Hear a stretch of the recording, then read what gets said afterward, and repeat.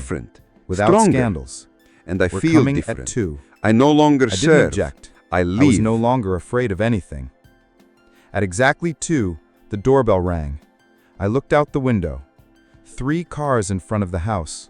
On the steps, Irina, as always dressed up, in coat and heels. Behind her, Anton, Yegor, Lisa, and about 6 other people. Irina's parents, her sister with her husband, some acquaintances. I didn't even recognize everyone immediately.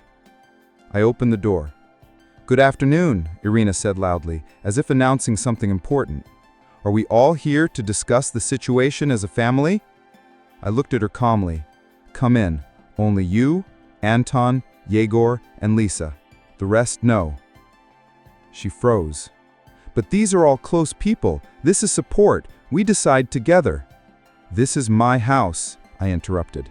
"I decide who comes in." In the living room, we sat down. Silence. I sat opposite. Everyone exchanged glances. We were silent for almost a Irina's minute. eyes showed displeasure. Mom, Anton is spoke first. confused. We Yegor want to avoids eye understand contact. why everything Lisa is stands so to the abrupt. side, as Why always, did you cancel quietly. everything? We "Fine," could have talked. Irina said through Why gritted close teeth. everything immediately? "Let's go."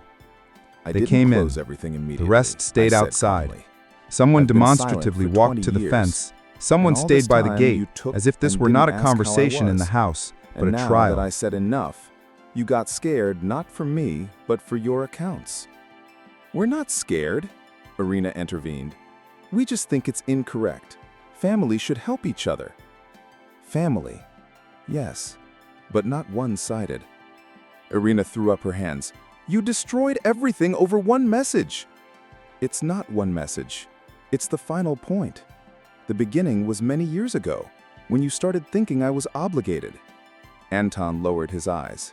Yegor nervously fiddled with his sleeve. We thought it wasn't difficult for you, Anton exhaled. You always offered yourself. I offered out of love, and you took it as an obligation. Mom, Anton's voice grew louder, but you can't just cross everyone out of your life. I'm not crossing anyone out. I stopped paying for love that you don't feel, and I stopped sitting in a house where I'm not invited. Here, Irina couldn't hold back. But this is the house where your son lives, your grandson. You paid voluntarily, and now you voluntarily stopped. She stood up. We're losing the house. Yegor can't pay for his studies. Everything collapsed because of your offense. Not because of offense, I said softly, but because of the truth. Because I no longer allow you to use me. Irina straightened up, crossed her arms. You'll regret it when you're left alone, without help, without grandchildren in your old age. Better alone than among those who only need my money. Silence. Anton pressed his fingers to his forehead. Yegor finally raised his eyes. Grandma, he began, I agreed to work at Kuznetsov's. I'll intern. I want to do everything myself, honestly. Irina turned sharply to him. What did you know? Yes, he said. I think Grandma is right. We overdid it. Lisa came up to me, hugged me quietly, and whispered, I'm with you, always. I looked at my grandchildren.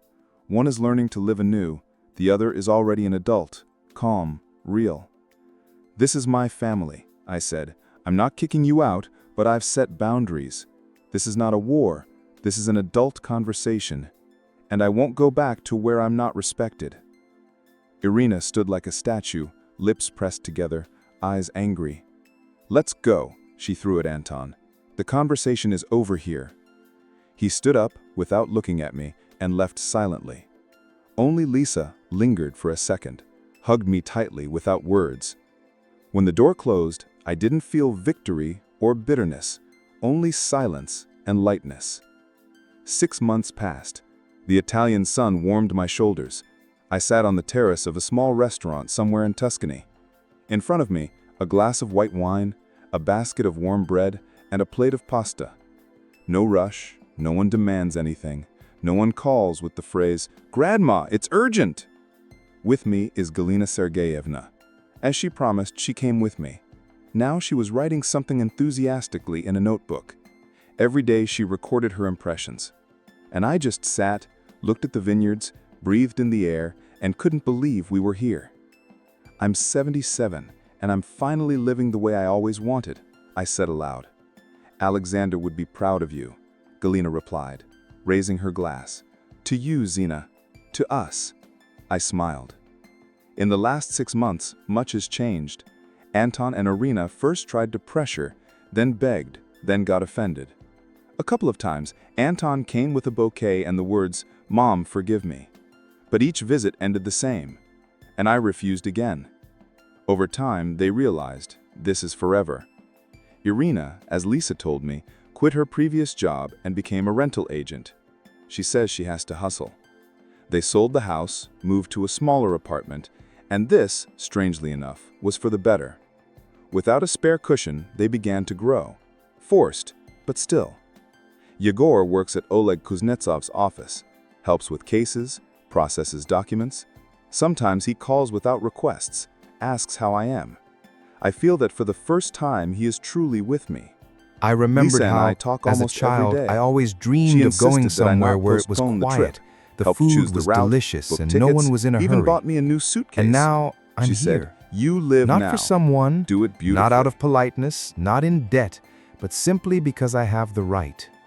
Galina and I walk around the cities, go into shops, try cheese, laugh, take pictures of each other. And every evening I understand I am not alone, because finally I am with myself. That evening I wrote a message to Lisa. Dear, Italy is a miracle. Come someday, I'll show you that very street where they make coffee like in the movies. I love you very much. I attached a photo. Me against the background of vineyards, in a light shawl, with wrinkles, with tired but clear eyes, alive, real, free. In the evening, I went out to the balcony. Galina was reading a book. I just looked at the sky. It was a warm, deep blue color. Somewhere below, crickets were singing. I smiled. I made it. Yes, I spent decades, hundreds of transfers, thousands of silent concessions, but I managed to say, enough. I managed to choose myself. I managed to live at least a little not as a convenient woman, but as the mistress of my own life. The phone vibrated again. Anton. I didn't answer. Maybe later, or maybe never. Now I have more important things to do. Live. Now, please write in the comments how old you are and where you are from. It's important for us to know who is watching us. Like and subscribe to the channel. Ahead are even more real-life stories.